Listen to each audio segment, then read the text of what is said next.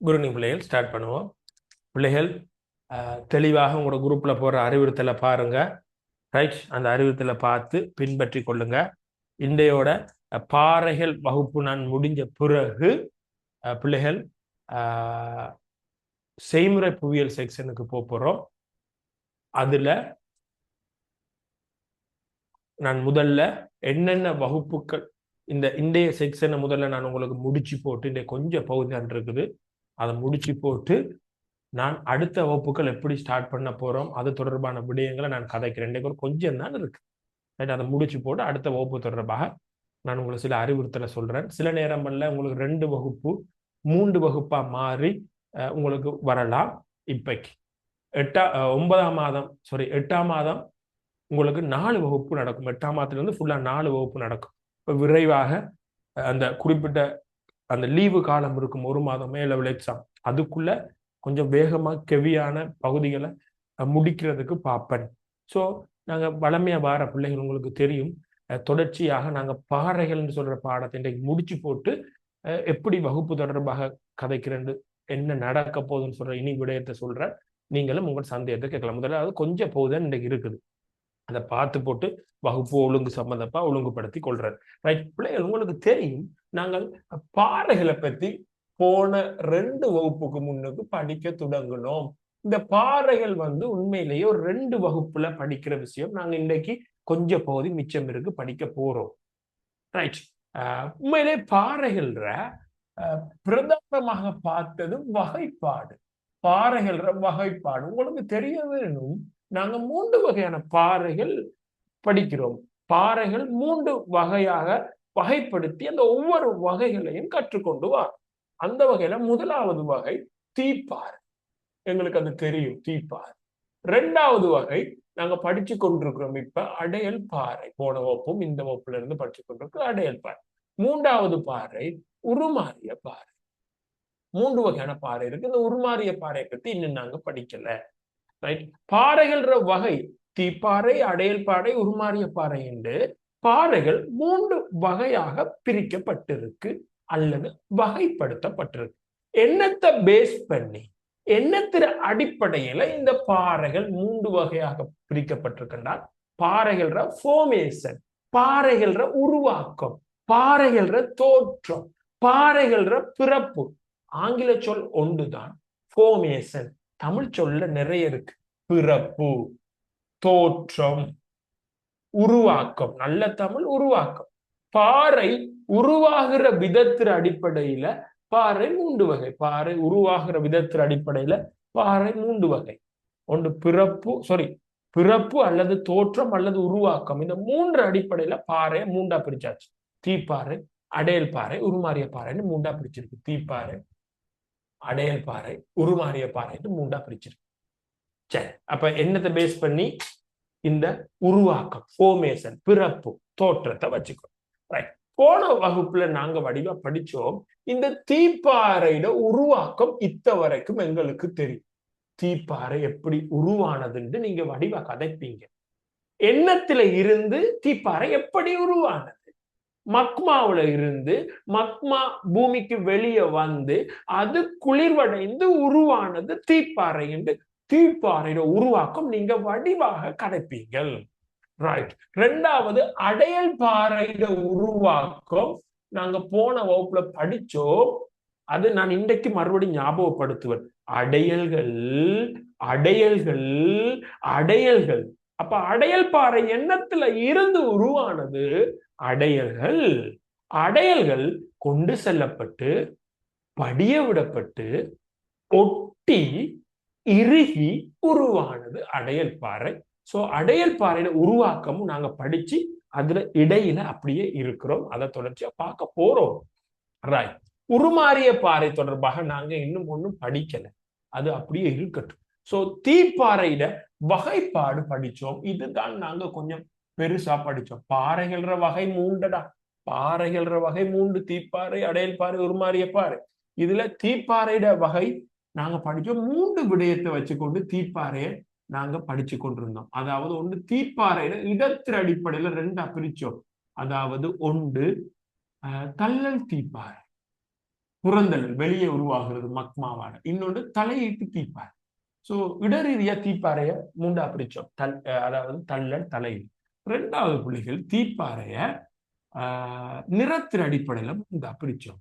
ஒன்று கருமை நிறம், இன்னொன்று மென்னிறம், இன்னொன்று மத்திம நிறம். இப்படி மூண்டா பிரிச்சோம். அடுத்தது தீப்பாறையோட கெமிக்கல் கம்பசியேஷன், அதாவது ரசாயன இயல்பு அடிப்படையில நாலா பிரிச்சோம். இரும்பும் சிலிக்கன் வச்சு நாலா பிரிச்சோம். சோ இது நாங்க போன வகுப்புல படிச்சோம். ரைட். போன வகுப்புல நாங்க இடையில விட்டது இந்த அடையல் பாறை. தீப்பாறையை பத்தி படிச்சிட்டோம். தீப்பாறையோட பயன்பாடும் 2 சொல்லி தந்தேன், 3 பயன்பாடும். தீப்பாறை எங்களோட பாடத்திட்டத்துக்கு உள்ளடக்கப்பட்ட விடயங்கள் முழுவதும் நாங்கள் படிச்சிட்டோம். இப்ப நாங்க அடையல் பாறைக்கு போன வகுப்புல ஸ்டார்ட் பண்ணி அடையல் பாறை தொடர்பான விடயங்களுக்கு வந்துட்டோம். இன்றைக்கு தான் ஜாயின் பண்ண நாட்களா இருந்தால் சில நேரம் கஷ்டமாக இருக்கும். இன்றையோட இந்த பகுதி முடியுதுதான, புது செக்ஷன்ல நீங்க எங்களோட ஜாயின் பண்ணி படிக்கலாம். ரைட். இனி வளமைக்கு வருவோம். சோ அடையல் பாறை எண்ணத்திலிருந்து உருவாகும் சொல்லி நான் போன வகுப்புல உங்களுக்கு தெளிவாக கதைச்சு கொண்டிருந்தேன். அடையல் பாறை அடையல்கள்ல இருந்து உருவாகும். சோ அடையல்கள் தான் அடையல் பாறையை உருவாக்குவார். ஓகே, செடிமென்சரி ரோக்குன்னு சொல்லுவாங்க. அப்ப எங்களுக்கு வடிவா சொல்ல தெரிஞ்சிருக்க வேணும்.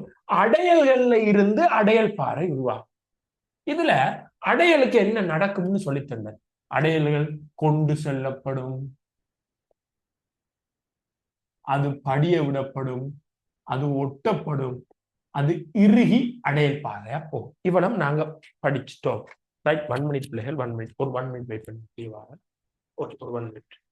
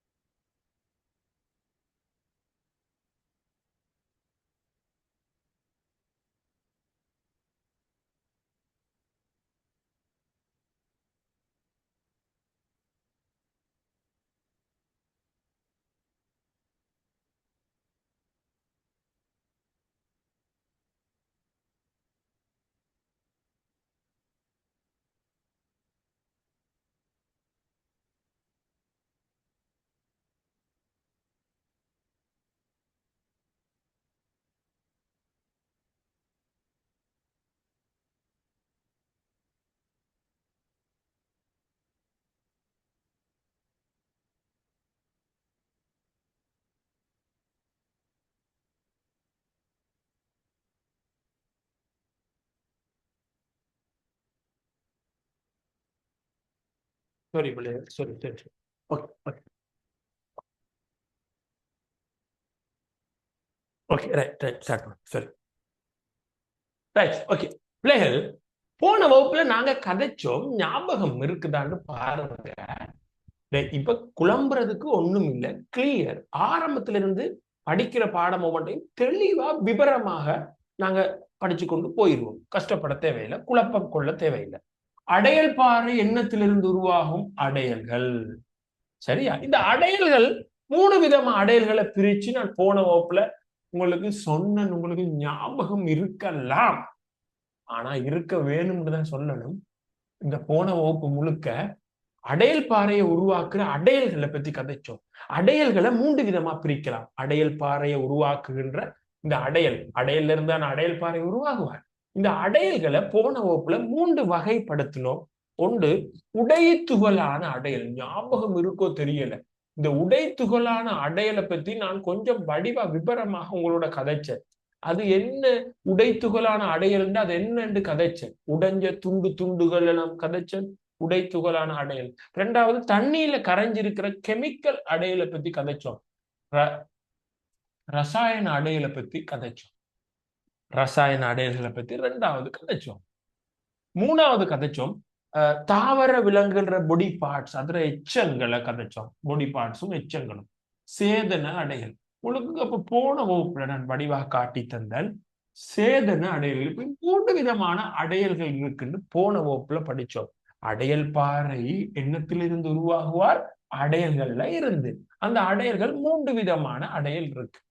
சரி, இப்ப இங்க பாருங்க, உடைத்துகளான அடையல்கள்ல இருந்து அடையல் பாறை உருவானார், அவருக்கு பேர் உடைத்துகளான அடையல் பாறை.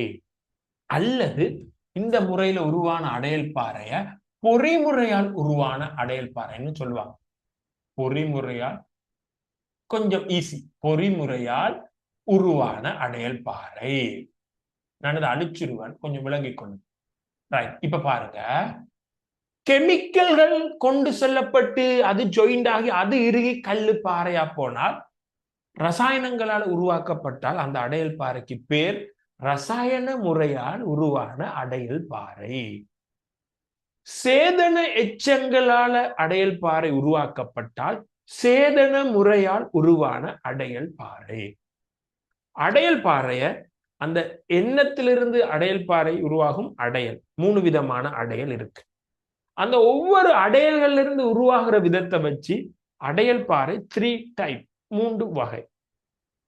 உடைதுகளான அடையல்கள்ல இருந்து உருவானால் அதுக்கு பேர் பொறிமுறையால் உருவான அடையல் பாறை. இந்த அடையல்களால உருவாக்கப்படுற அடையல் பாறையை சொல்லுவாங்க பொறிமுறையால் உருவான அடையல் பாறை. என்னென்ன இருக்குன்னு லிஸ்ட் போட போறோம், அதோட இது முடியுது. ரசாயனங்களால உருவாக்கப்பட்ட ரசாயனங்களால அடையல் பாறை உருவானால் அதை சொல்றது ரசாயன முறையால் உருவான அடையல் பாறை. இதுக்குள்ள என்னென்ன ரசாயன முறையால் உருவான அடையல் பாறை இருக்கு படிக்க போறோம். சேதன எச்சங்கள், சேதன அடையல்களால உருவான அடையல் பாறை சேதன முறையால் உருவான அடையல் பாறை. சோ பொறிமுறையால் உருவான அடையல் பாறைன்னு ஒரு வகை இருக்குது, ரசாயன முறையால் உருவான அடையல் பாறைன்னு ஒரு வகை இருக்குது, சேதன முறையால் உருவான அடையல் பாறை. இதுக்குள்ள யார் யார் இருக்கிறா, இதுக்குள்ள யார் யார், இதுக்குள்ள யார் யார். சோ அடையல் பாறை 3 வகை. பொறிமுறையால் உருவான அடையல் பாறை, அல்லது உடைத்துகளால் உருவான அடையல் பாறை, ரசாயன முறையால் உருவான அடையல் பாறை, 3வது சேதன முறையால் உருவான அடையல் பாறை. ஓகேவா? அடையல் பாறை எதிலிருந்து உருவாகுது? அடையல்.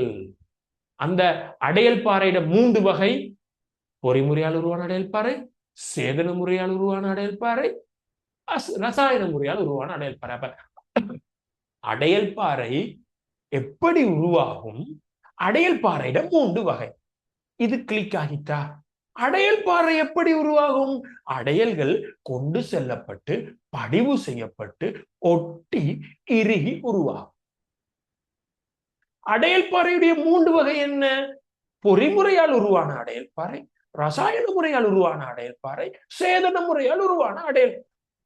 ஓகே, பொறிமுறையால் உருவான அடையல் பாறை என்றால் என்ன? பாறைகளுடைய துண்டங்கள் கொண்டு செல்லப்பட்டு ஒட்டி உருகி உருவாகும் பாறை பொறிமுறையால் உருவான அடையல் பாறை. ரசாயன முறையால் உருவான அடையல் பாறை என்ன? ரசாயனங்கள் படிவு செய்யப்பட்டு இறுகி உருவாகும். சேதன முறையால் உருவான அடையல் பாறை என்ன? தாவர விலங்குடைய எச்சங்கள் படிவுகள் ஆகிய சேதன பொருட்களால் உருவாக்கப்படுபவை. சோ அடையல் பாறை எப்படி உருவாகும்? இது ஒரு விடயம். அடையல் பாறையிட வகை இன்னொரு விடயம். சரிதானே? 3 வகை. இப்ப இந்த உடைத்துகளான அடையல் பாறைக்கு இதுக்குள்ள என்னென்ன உதாரணம் இருக்கு, இதுக்குள்ள என்னென்ன உதாரணம், அதுக்குள்ள என்னென்ன உதாரணம், இதை பார்த்தால் அடுத்த பாறை வகைக்கு போறது அது இலகும். 3வது வகை. சோ உடைத்துகளான அடையல் பாறை, அந்த உடைத்துகள் எப்படி வரும்னு சொன்னேன். ஒரு பாறை இதுல கதைச்சல், இந்த சொல் கதைச்சல் உங்களுக்கு ஞாபகம் இருக்கோ தெரியல. வானிலையால் அழிதல் சொல்ற சொல் கதைச்சோம். பாறை ஒன்றுல வெயில், மழை, காத்து, ஈரப்பதன் அமுக்கம் அந்த பாறையில நெடுக நெடுக நெடுக பல வருஷமா படும்போது அந்த பாறை வெடித்து சின்ன சின்ன துண்டா போகும். அதுதான் உடைத்துகள். அதைத்தான் சொல்ற அந்த செயற்பாடை சொல்றது வானிலையால் அழிதல். போன வகுப்புல இதுவும் காட்டுனா போல கடைசியோட நின்றோம். பெரிய சைஸ் அடையல்கள் இருக்கும். பெரிய சைஸ் அடையல்கள் ஞாபகம் இருக்க வேணும் உங்களுக்கு. பெரிய சைஸ் அடையல்களை பத்தி பார்த்தோம் போன வகுப்புல. ரைட், நான் இதை படிவா இன்னும் காட்டுறேன். இந்த உடைத்துகளான அடையலை சைஸ் ரீதியா 3ஆ பிரிச்சோம். ஒன்று பெரிய சைஸ்ல இருக்கும். இப்படி முதலாவது இது ஒரு டைப், பெரிய சைஸ்ல இருக்கும். 2வது பார்த்தோம் கொஞ்சம் நடுத்தர சைஸ், கொஞ்சம் நடுத்தர சைஸ். 2வது இந்த அடையல்களை பத்தி பார்த்தோம்.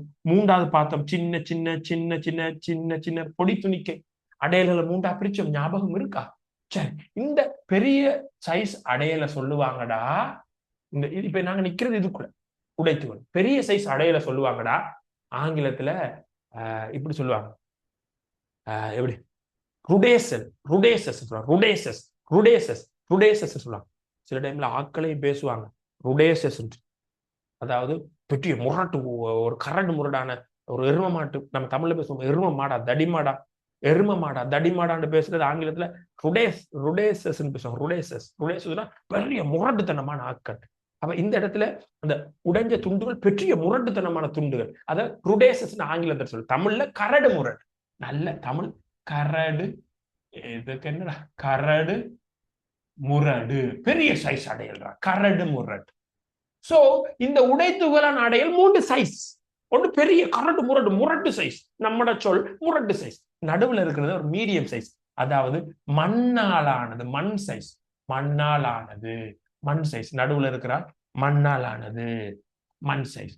அடுத்த 3வது ஆள் சின்ன சின்ன களி துணிக்கை, களி, சின்ன சின்ன களி சார்ந்த துணிக்கை, சின்ன பொடி துணிக்கை. சரியா? இப்ப உடைத்துகளான அடையல்கள்ல 3 சைஸா பிரிச்சாச்சு. பெரிய முரட்டு சைஸ் உடைத்துகள், நடுத்தர மண்ணாலான உடைத்துகள், களி, சின்ன சின்ன பொடி களி சார்ந்த அடையல். கரடு முரடான உடைத்துகள், மண்ணாலான உடைத்துகள், களி சார்ந்த உடைத்துகள். இப்ப இந்த கரடு முரடான அடையல்களால உருவாகிற உடைத்துகளான பொறிமுறையால் உருவான அடையல் பாறைக்கு உதாரணம் இந்த கரடு முரடா உருவாக சொல்லுவாங்கடா உருண்டை கற்றுறல். தமிழ் சொல்லையே பயன்படுத்தும். உதாரணம் நான் இப்ப கடைசி அவங்களை இப்ப காட்டும் போது விளங்குமாம், குழம்புறதுக்கு ஒண்ணும் இல்லை. உருண்டை கட்டுறல், உருண்டை கற்று. நான் ஏற்கனவே சொன்ன இந்த பாடம் மட்டும்தான் எங்களுக்கு கொஞ்சம் பாடமாக்குறது இருக்கு.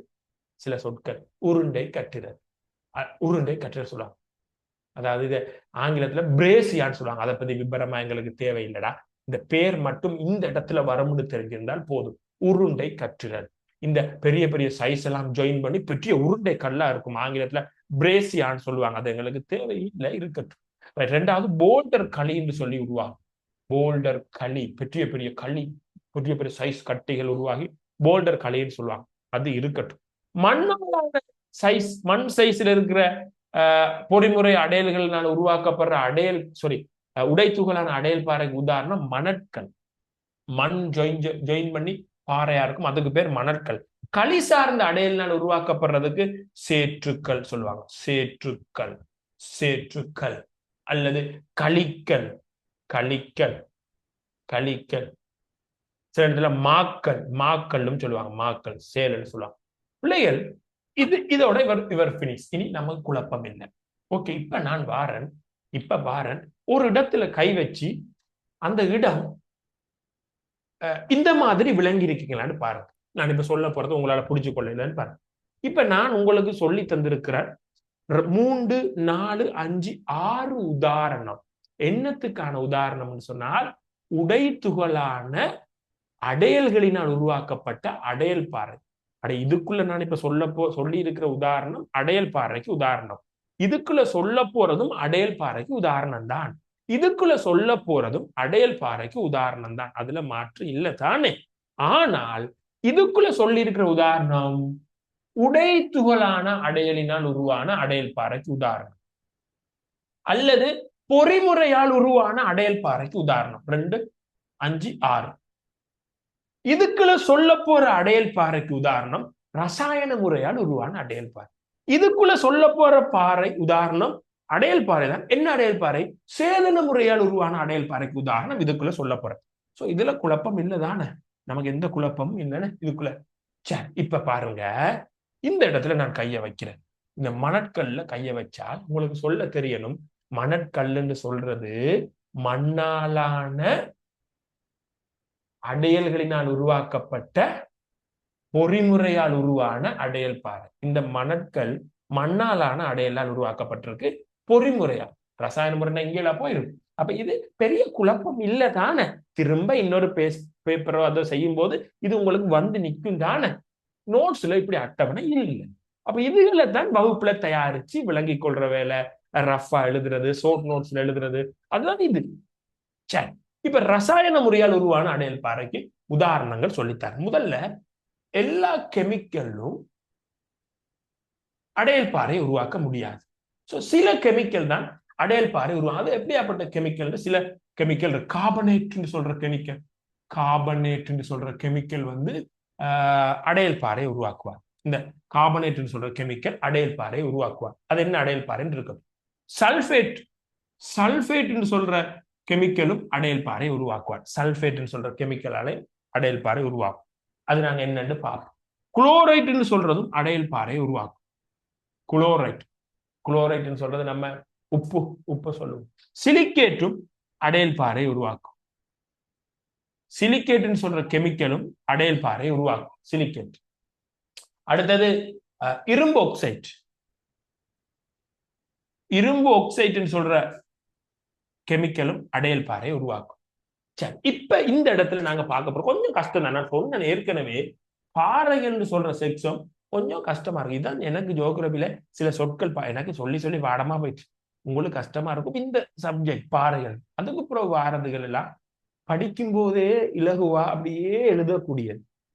பூமியில நடக்கிற சில செயற்பாடுகள், இயற்கை அர்த்தம் மிக இலகுவான. காடுகளை பத்தி, நகரங்களை பத்தி, விவசாயத்துல புது டெக்னாலஜி பத்தி அது கற்கும் போதே நமக்கு அத்திவாரமாக சரியா கற்றா ஈஸி. ஆனா இது கொஞ்சம் பேர்கள் சயின்ஸோட சம்பந்தப்படுது, வேற ஒண்ணும் இல்லை. படிக்கத்தான் வேணும், பாடமாக்கத்தான் வேணும். இது கொஞ்சம் ஜியோகிராபி பாடத்துக்குள்ளே இதுதான் கொஞ்சம் புது சொல்லும் பேரும் இருக்கிறது. இப்ப கார்பனேட் சொல்ற கெமிக்கலால உருவான அடையல் பாறைக்கு 3 உதாரணம் போடு. கார்பனேட் பாறை, கார்பனேட் இவ்வளவு தோண்டி பரீட்சைக்கு கேட்கிறாங்களோ இல்லையா, ஆனா எங்களுக்கு தெரிஞ்சு பெர்ஃபெக்ட்டா இருப்போம். அடுத்த தொலமைட், தொலமைட்னு சொல்றது தொலமைட். அடுத்து சுண்ணக்கல், சுண்ணக்கல். இந்த மூணும் கார்பனேட், தொலமைட், சுண்ணக்கல், இந்த மூணும் அடையல் பாறை. இதுல குழப்பம் இல்லை. அடையல் பாறை 3 வகை. பொறிமுறையால் உருவான அடையல் பாறை, ரசாயன முறையால் உருவான அடையல் பாறை, சேதன முறையால். சோ கார்பனேட், தொலமைட், சுண்ணக்கல் மூன்றும் ரசாயன முறையால் உருவான அடையல் பாறை. அதுக்குள்ளேயும் கார்பனேட் சொல்ற ரசாயனத்தால் உருவாக்கப்பட்டிருக்கு. அவ்வளவு நோண்ட இல்லை. சரி, இது அடையல் பாறை தெரிஞ்சிருந்தாலே இதுவரைக்கும் வந்த வினாத்தால் சரி. நாம கொஞ்சம் டீப்பா இது அடையல் பாறை, அதுவும் ரசாயன முறையால் உருவான அடையல் பாறை, அதுவும் கார்பனேட் சொல்ற கெமிக்கலால் உருவான அடையல் பாறை. இது பெர்ஃபெக்ட் பெஸ்ட் 100. சரி, ரைட். அடுத்ததுக்கு போவோம். இந்த சல்பேட், சல்பேட்டால உருவாகிறது ஜிப்சம், ஜிப்சம், ஜிப்சம். இந்த ஜிப்சம் சொல்றது ஆங்கிலம். இது எல்லாமே ஆங்கிலம். ஜிப்சம் அடிக்கடி பரீட்சையில பயன்படுத்தப்படுறது. ஜிப்சம் சொன்னால் உரை களிக்கல், உரை களிக்கல். ஜிப்சத்துக்கு தமிழ் உரை களிக்கல், உரை களிக்கல், உரை களிக்கல் ஜிப்சம் சொல்லுவாங்க. கடல் தண்ணியில இருக்கிற அந்த ஜிப்சம் சொல்ற கெமிக்கலால கட்டி கட்டியா உருவாகும். எங்கட மன்னார் எல்லாம் இருக்கு. குளோரைட்னு சொன்னா எங்களுக்கு தெரியும்டா, சோடியம் குளோரைட். அதுல இருந்து உருவாகிறது உப்பு பாறை, உப்பு பாறை, உப்பு பாறை. சிலிக்கேட்டால உருவாகிறது எப்படி சொல்லுவாங்க, நெருப்புக்கல்னு சொல்லுவாங்க, தீக்கல், நெருப்புக்கல், பளிங்கு கல்லுன்னு நமக்கு போட்டிருக்காங்க, பளிங்கு கல்லுண்டு, அது தீக்கல், நெருப்புக்கல்னு சொல்களோட வரும். அடுத்தது இரும்பு ஆக்சைடு. இரும்பு ஆக்சைடால இரும்பு பாறை உருவாகும். 2 வகையான இரும்பு பாறை, ஒன்று லிமோனைட், இன்னொன்று ஹெமடைட். Limonite, haematite. ஓகே, இப்ப பார்ப்போம். இரும்பு ஆக்சைடு அந்த கெமிக்கலால உருவாகிற அடையல் பாறைக்கு உதாரணம் லிமோனைட், ஹெமடைட். ரெண்டுமே இரும்பு பாறை தான். இரும்புல 2 டைப் இருக்கு, லிமோனைட் இரும்பு, ஹெமடைட் இரும்பு. பளிங்கு கல் வந்து சிலிக்கான்னு சொல்ற, சிலிக்கேட்னு சொல்ற அல்லது சிலிக்கேட்டால அந்த ரசாயனத்தால் உருவாக்கப்படுற அடையல் பாறை. அப்ப உப்பு பாறைன்னு சொல்றது குளோரைட்னு சொல்ற ரசாயனத்தால் உருவாக்குற அடையல் பாறை. இவ்வளவு சரி. இப்ப சேதனத்துக்கு போவோம். சேதனம் என்று சொன்னால் தாவர விலங்கிட எச்சம் தான் சேதன முறை. இதுல உண்மையிலேயே இப்படி ஒன்று இருக்கு, கல்கேரியஸ் சொல்றது. அதாவது இதுல கொஞ்சம் எங்களுக்கு கொஞ்சம் தெளிவா அதுல விளங்கிக் கொள்ளுங்க. தாவரம் இருக்குதானே, தாவரத்துல அந்த பாகங்கள் உக்கி, தாவர பாகங்கள் உக்குனால் அது சேதன பொருள். தாவர பாகங்களால உக்குற அடையல்ல பெஸ்ட் அடையல் பாறை நிலக்கரி. நிலக்கரின்னு சொல்ற பாறை, நிலக்கரி பாறை தாவரங்கள்ற அடையலால உருவாகும். நிலக்கரியில ஒரு தரம் இல்லாத நிலக்கரி வகையை அதுக்கு ஒரு பேர் சொல்லுவாங்க, பீட். நிலக்கரியில தரம் இல்லாத நிலக்கரி இருக்கு, அதை பீட்ன்னு சொல்லுவாங்க. பிறகு பார்ப்போம். பீட்ன்னு சொன்னா முற்றாத நிலக்கரி. பீட்ன்னு சொன்னால் முற்றாத நிலக்கரி.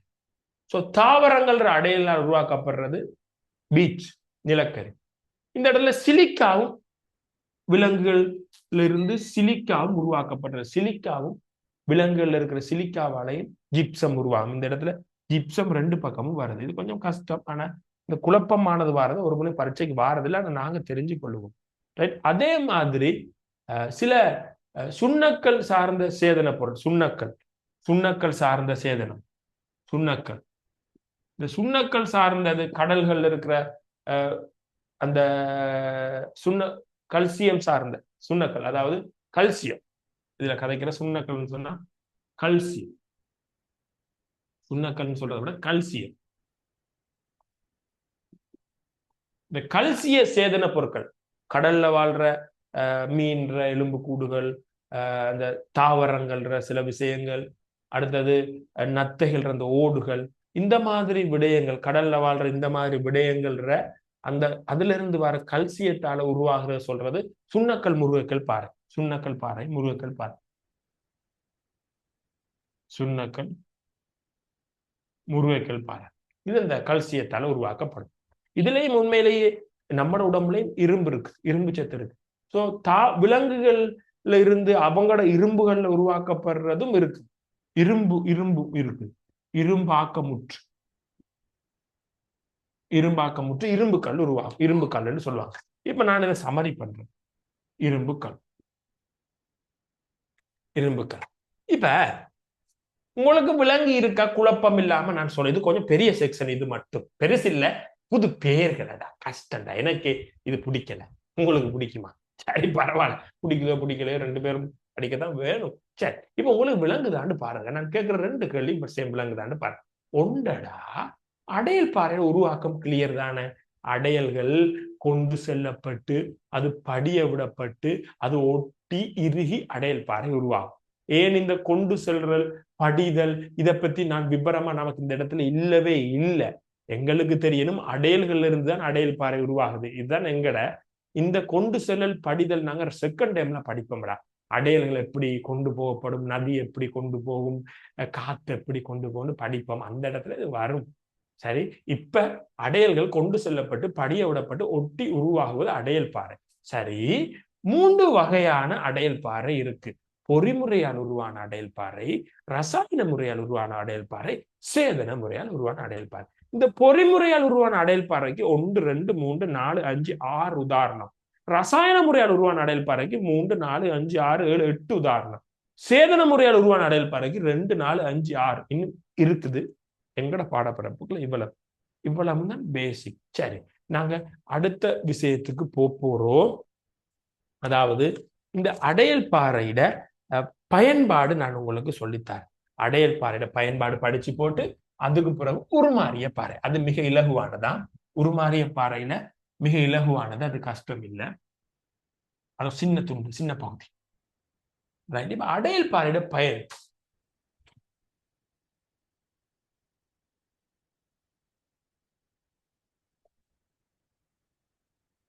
பயன்பாடு இல்லாட்டி பொருளாதார முக்கியத்துவம் அப்படின்னு சொல்லலாமா? பயன்பாடு, பொருளாதார முக்கியத்துவம். கட்டட கைத்தொழில், கட்டிட கைத்தொழில் முழுக்க அடையல் பாறையால தான் இடம்பெற்று கொண்டு கட்டட கைத்தொழில். என்று சொன்னால் சுண்ணாம்பு தான் சீமந்து தயாரிக்க பயன்படுறது. சுண்ணாம்பு தான் சீமந்து தயாரிக்க பயன்படுற பொருள். சுண்ணாம்பு வச்சுக்கொண்டா சீமந்து தயாரிக்கிறார். சுண்ணாம்பு அடையல் பாறை. ஸோ அடையல் பாறையில உண்டு சுண்ணாம்பு. அடையல் பாறையில நிறைய வகை இருக்கு, நிறைய வகை பார்த்தோம். உதாரணங்கள் நீல கலர் இடத்துல எழுதி விட்டேன். அந்த அடையல் பாறைகள்ல வகைகள்ல உண்டு சுண்ணக்கல். சுண்ணக்கல் தான் சீமந்து செய்யறதுல முக்கியமான பேஸான பொருள். அதோட சுண்ணக்கல்லோட ஜிப்சம் சேர்ப்பாங்க. அதுக்கு பிறகு களிமண். ஸோ மெயின் சுண்ணக்கல், ஜிப்சமும் கொஞ்சம் சேர்க்கிறது. ஸோ சீமந்த உருவாக்கத்துல சுண்ணக்கல்லும் ஜிப்சமும் பயன்படுத்தப்படுது. அதை வச்சு கொண்டுதான் சீமந்து தயாரிச்சு கட்டிட கைத்தொழில். ஸோ கட்டிட கைத்தொழிலுக்கு பொருளாதார முக்கியத்துவமாக இது இருக்கு. இரண்டாவது வலுசக்தி. வலுசக்தி இயந்திரங்களை இயக்க, வாகனங்களை இயக்க அடையல் பாறை பயன்படுது. என்ன பாறை தெரியுமா? நிலக்கரி. இப்ப இல்ல, கப்பல், புகையிரதம், பெரிய பெரிய இன்ஜின்லாம் நிலக்கரியில இயங்குனது இப்பயும் சில இடத்துல இயங்குது. பெட்ரோலியம் வந்த பிறகு குறைஞ்சிட்டு நிலக்கரி தோண்டி தோண்டி எடுத்துட்டாங்க. சரி, அது இருக்கட்டும். ஸோ நிலக்கரி ஒரு பாறை. நிலக்கரியால புகையிரதம் மூட வச்சாங்க, பாறையால கப்பல் ஓடுனது. ஸோ இயந்திரங்கள் இயங்கிச்சு. நிலக்கரி எரியும்னா வெப்ப சக்தி வரும். நிலக்கரி பாறை வலுசக்தி உண்டாக்குறதுக்கு பயன்படுத்தப்பட்டது. ரைட். அடுத்தது கைத்தொழில். பல கைத்தொழிலுக்கு மூலப்பொருள். கைத்தொழில் மூலப்பொருள், ஃபேக்டரிக்கு மூலப்பொருள். உதாரணமாக சீமந்து ஃபேக்டரி எடுத்தீங்கன்னு சொன்னால் முதலாவது வேற, ரெண்டாவது வேறையா? சீமந்து தொழிற்சாலை எடுத்தீங்க என்றால் அதுக்கு மூலப்பொருள் ஜிப்சம், சுண்ணக்கல். அப்ப ஃபேக்டரி இயங்குறதுக்கு இந்த பாறைகள் பயன்படுத்தப்படுது. ஃபேக்டரி இயங்கு. சரியா? ரைட். இப்ப நாங்க மூன்றாவது பாறை வகைக்கு போவோம். உருமாறிய பாறை. மூன்றாவது உருமாறிய பாறை. ரைட். இப்ப உருமாறிய பாறை எப்படி உருவாக்கம்னு பார்ப்போம். ரைட். எப்படி உருமாறிய பாறை உருவாகுதுன்னு பார்ப்போம்.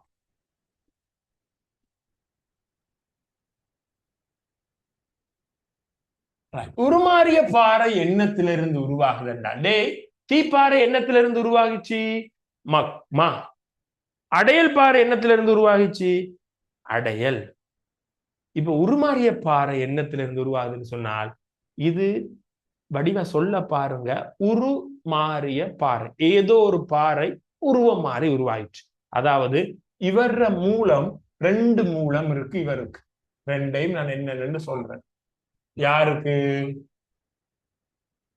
உருமாறிய பாறைக்கு ரெண்டு மூலம் இருக்கு. ஒன்று தீப்பாறை. இந்த மார்க்கர் கொஞ்சம் பெண் கொஞ்சம் எழுது இல்ல, அட்ஜஸ்ட் பண்ணலாம் தானே, தெரியுதான்டா. ரெண்டாவது அடையல் பாறை.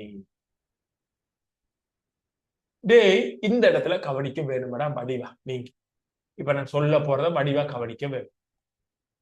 தீப்பாறை எண்ணத்திலிருந்து உருவாகிச்சு? மூலம் மக்மா. அடையல் பாறை எண்ணத்திலிருந்து உருவாகிச்சு? அடையல். உருமாறிய பாறை எண்ணத்திலிருந்து உருவாக போகுது படிக்க போறோம். தீப்பாறையும் அடையல் பாறையிலையும் இருந்து, தீப்பாறையும் அடையல் பாறையிலும் இருந்துதான் உருமாறிய பாறை உருவாக போறார். இந்த தீப்பாறைக்கும் அடையல் பாறைக்கும் ரெண்டு விஷயம். ஒன்று வெப்பம், ஒன்று வெப்பம், வளிமண்டலத்தில் இருக்கிற வெப்பம். இன்னொன்று அமுக்கம். அமுக்கம். தீப்பாறை அடையல் பாறையில நல்லா கவனிக்கலாம்.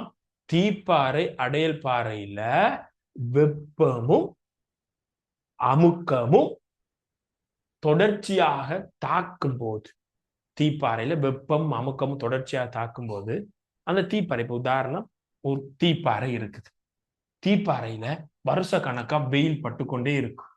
அமுக்கம், வலி அமுக்கம் பட்டுக்கொண்டே இருக்கும். அப்ப தீப்பாறையோட சில இடம் என்ன செய்யும்? சேஞ்ச் ஆகும். அதுல கலர், அதுல கட்டமைப்பு, அதுல கெமிக்கல் இதெல்லாம் சேஞ்ச் ஆகும். சோ தீப்பாறையில வெயிலும் அமுக்கமும் பட்டு அதுல இயல்பு மாறினால் உருமாறிய பாறை. தீப்பாறை அல்லது அடையல் பாறை ரெண்டுமா.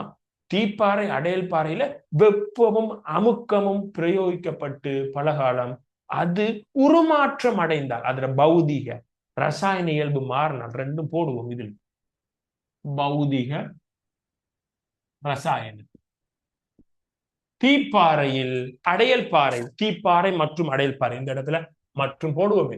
தீப்பாறை மற்றும் அடையல் பாறையில் வெப்பம் அமுக்கம் தொடர்ச்சியாக தொழிற்பட்டு அந்த தீப்பாறை மற்றும் அடையல் பாறையின் பௌதீக ரசாயன இயல்புகள் மாற்றம் அடையும் போது அந்த தீப்பாறை அந்த அடையல் பாறை உருமாறிய பாறையாக மாற்றம் அடையும். அப்ப உருமாறிய பாறை எதிலிருந்து உருவாகுது? தீப்பாறை ரசாயன பாறை சேஞ்ச் ஆகுறதா உருமாறிய பாறை. என்னத்தால சேஞ்ச் ஆகுது, மாற்றம் வருது? வெப்பம் அமுக்கத்தால. என்ன மாற்றம் வருது? பௌதிக மாற்றம், அதோட கலர், அதோட சேப், ரசாயன மாற்றம், கெமிக்கல்கள். சோ தீப்பாறை மற்றும் அடையல் பாறை தொடர்ச்சியாக வெப்பத்துக்கும் அமுக்கத்துக்கும் உட்படும் போது அந்த பாறைகளின் பௌதிக மற்றும் ரசாயன இயல்புகள் மாற்றப்பட்டு உருமாறிய பாறை உருவாகும். இந்த இடம் எங்களுக்கு தேவை. கொஞ்சம் கவனிங்க. சில மூலப்பாறை அல்லது தாய்ப்பாறை, அது தீப்பாறையாம் இருக்கலாம், அடையல் பாறையும் இருக்கலாம். அது வெப்பம் அமுக்கத்துக்கு மாற்றமடைந்து அது உருமாறிய பாறையா போகும்.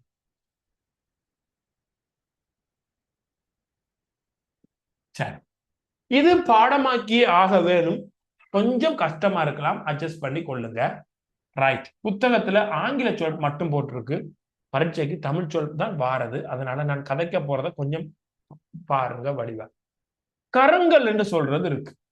இது ஆங்கிலத்துல கிரானைட்னு சொல்லுவாங்க. கருங்கல், இந்த பெண் எழுது இல்ல, கருங்கல் பாரு.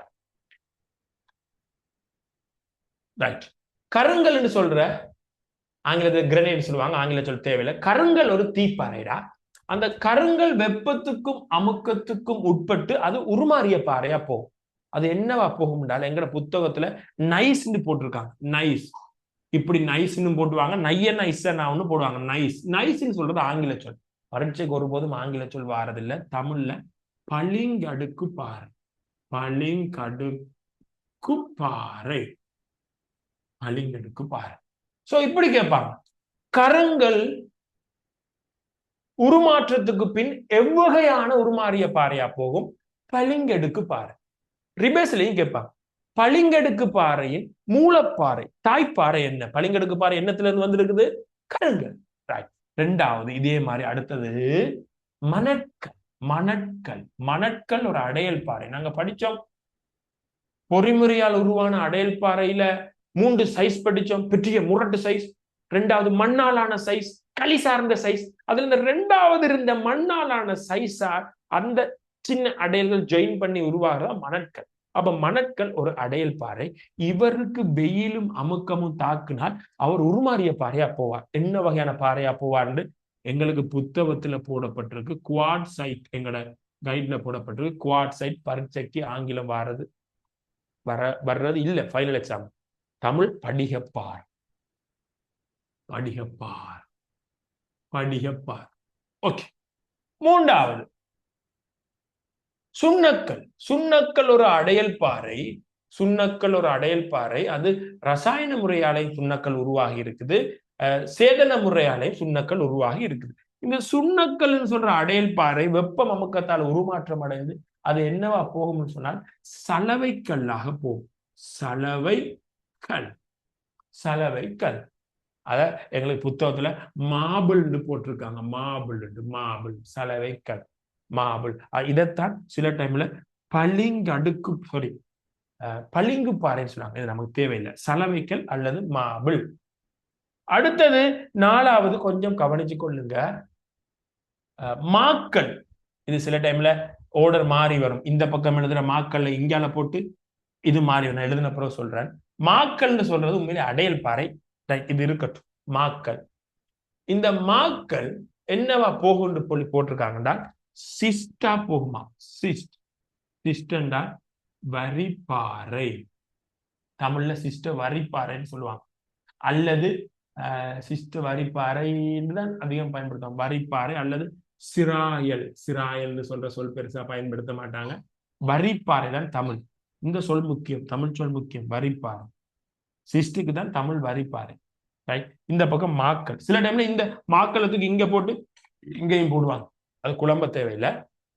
மாக்கள் அடையல் பாறை புத்தகத்துல சிஸ்டா போகும் இருக்கு. நோ சிஸ்ட் ஆங்கில சொல், தமிழ் சொல் தெரிஞ்சிருக்க வேணும். வரிப்பாறை. பிள்ளைகள் இதுல அடிக்கடி எம்சிக்கு கேட்கிறது. உதாரணம், இந்த இடத்துல நான் எம்சிக்கு போடுறேனே, இந்த இடத்துல எம்சிக்கு போடுறேனே, 2 டைப்ல எம்சிக்கு வரலாம். இத கேள்வியா கேட்டு சுண்ணக்கல் உருமாற்றத்துக்கு பின் எவ்வகையான உருமாறிய பாறையா போகும்? சலவைக்கல். ரிவேர்ஸ்லையும் போடலாம். சலவைக்கல்லின் மூலப்பாறை எது? சுண்ணக்கல். இது ஒரு சிறிய பரப்பு. இதை கவனமாக பார்த்து கொள்ள வேண்டும். ரைட். அடுத்த பகுதிக்கு போறேன். அதாவது கடைசி உருமாறிய பாறையோட பயன்பாடு. அதுபோக இன்னொரு சின்ன விஷயமும் இருக்கு. உருமாறிய பாறையோட பயன்பாடு.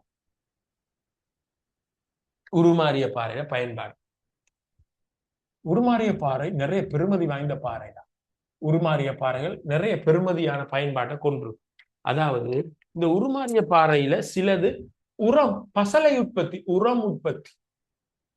உரம் நல்ல சொல்ல, பசலை நல்ல சொல்ல தெரியல. பசலை உற்பத்தி, உரம் அல்லது பசலை உற்பத்திக்கு பயன்படும். உரம் அல்லது பசலை உற்பத்தி. உதாரணம் தொலமைட். ரைட். 2வது ஆபரணங்கள் செய்ய.